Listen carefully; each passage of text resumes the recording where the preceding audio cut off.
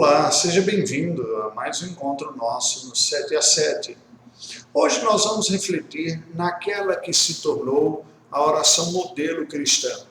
Certa vez nos diz a palavra de Deus no texto bíblico de Lucas, capítulo de número 11, que os discípulos de Cristo observavam-no orando e, chegando perto dele, foram impactados pela vida de oração de Cristo e sua prática, a maneira como as palavras lhe saíam de forma fácil, real, verdadeira, e pediram ao Senhor Jesus que lhes ensinasse a orar também. Eu leio o contexto em que o Senhor Jesus ensina para os discípulos a chamada oração do Pai Nosso, ou oração dominical, ou oração do Senhor.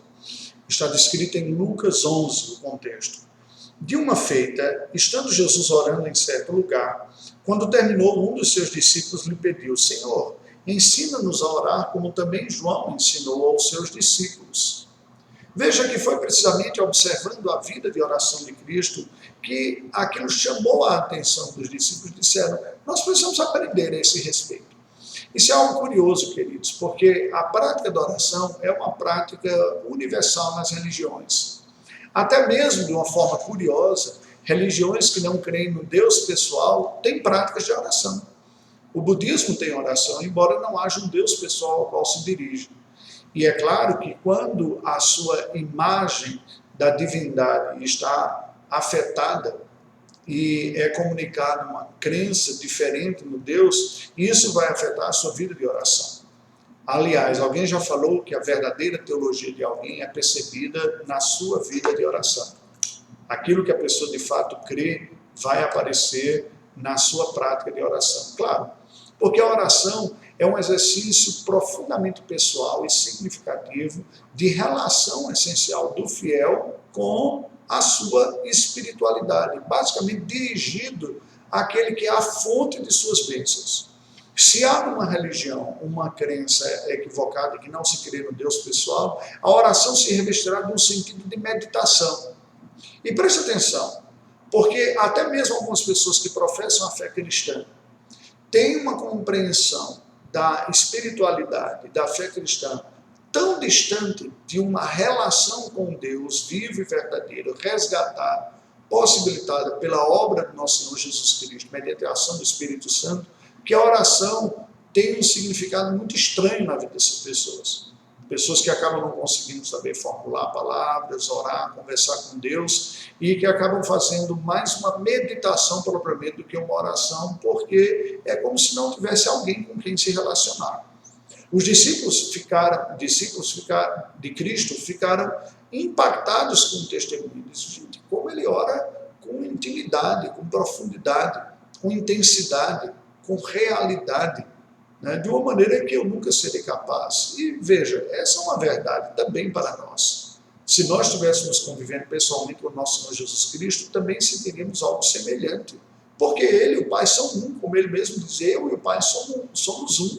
A comunhão entre o Pai, o Filho e o Espírito Santo é plena. E isso manifestou-se na vida de Cristo na sua oração. O Senhor Jesus falava num pleno exercício de fé, mesmo não vendo Deus, a sua certeza de que aquele a quem ele se dirigia como o Pai era absoluta.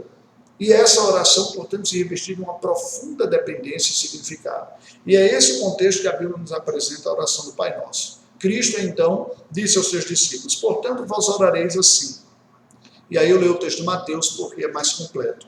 Pai nosso que estás nos céus, santificado seja o teu nome. Venha o teu reino, faça-se a tua vontade, assim na terra como no céu.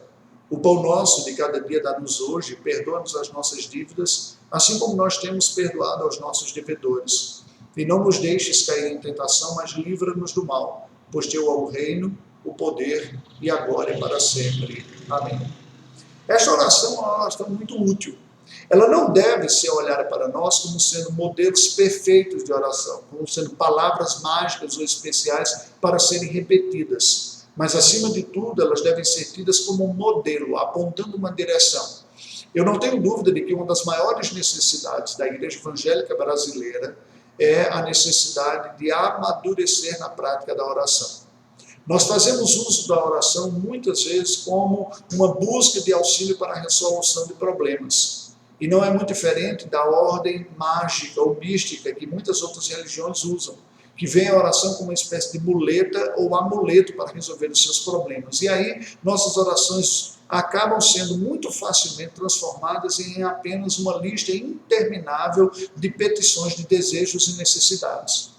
Podemos apresentar para Deus, e oportunamente deveremos fazê-lo, apresentar nossas necessidades e os nossos desejos. Mas sempre devemos saber que Deus é capaz de fazer infinitamente mais do que pedimos ou pensamos. E a sua vontade é boa, agradável e perfeita.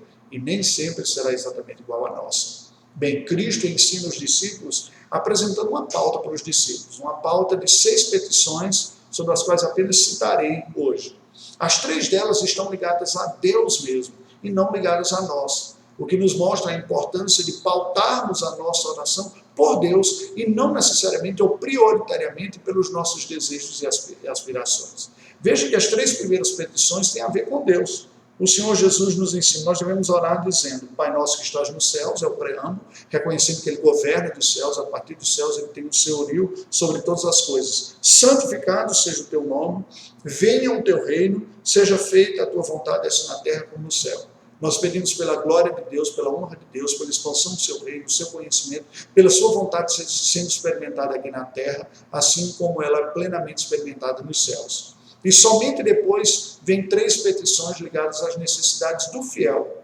E aí o Senhor Jesus disse, e aí você pede: o pão nosso de cada dia nos dá hoje, as suas necessidades físicas, apresentar a Deus. Nem sempre o capricho, mas principalmente a necessidade básica. Perdoa as nossas dívidas assim como nós perdoamos aos nossos devedores. A necessidade de perdão, porque somos pecadores. Todos os dias nós precisamos de perdão e reconciliação, devemos solicitar diariamente, como nos disse o Senhor Jesus. E por fim ele diz: não nos deixes cair em tentação, mas livra-nos do mal. Então nós pedimos por fortalecimento espiritual. Não apenas olhando para o passado, pedimos perdão pelos erros, mas olhamos para o futuro dizendo: Senhor, nos guarde diante de Ti. Necessidades físicas, necessidades espirituais. E assim o Senhor Jesus apresenta uma visão modelar, resumida daquilo que nós devemos apresentar. E fechamos a oração, conforme o Senhor Jesus anuncia, lembrando da glória de Deus de novo. Que tudo isso seja para a tua glória, pois teu é o reino, o poder e a glória para sempre. Amém. Tu governas sobre todas as coisas, teu é o reino, tu és o poderoso e tudo existe para a tua glória. Que Deus nos abençoe. Deus bendito, te rendemos graças pela tua palavra e te pedimos que tu nos ajudes a fortalecermos a nossa prática de oração, tendo a nossa vida pautada por ti mesmo, com os olhos voltados para ti e não simplesmente para a nossa realidade. Oramos em nome de Jesus. Amém. Deus nos abençoe.